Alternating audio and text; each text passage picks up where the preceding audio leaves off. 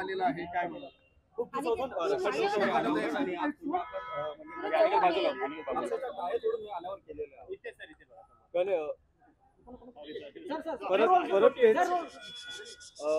मी दिघे आणि कोपरखैरण्याला शाखा उद्घाटनासाठी आलेलो आणि मला कळलं की महाराजांचा असा पुतळा 4 महिन्यापासून धूळ खात बसलाय, जो लोकांसाठी, लोकांच्या आंदोलनामुळे, लोकांच्या मागणीमुळे जो झालाय.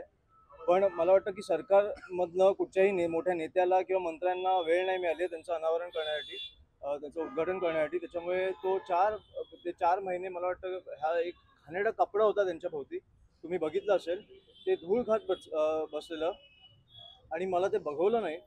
म्हणून आम्ही आज, मला वाटतं की माझी पहिली राजकीय केस किंवा जे काय आहे ती महाराजांसाठी असेल तर मला खूप आनंद होईल त्याचा.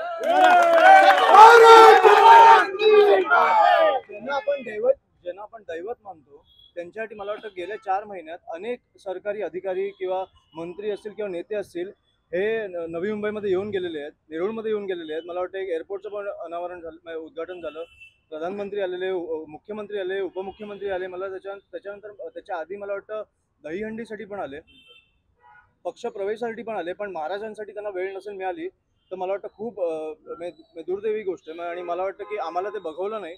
मला आज कळलं की असा एक कपडा बांधून महाराजांना ठेवलाय. त्याच्यामुळे मला वाटतं की आम्ही सर्व महाराष्ट्र सैनिकांनी तो एक हे घेतला की आम्हाला असे बघायचे नाहीत Maharaj.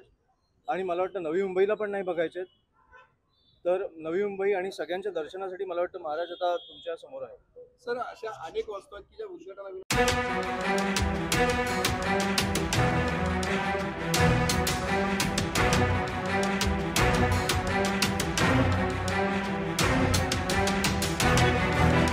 We'll be right back.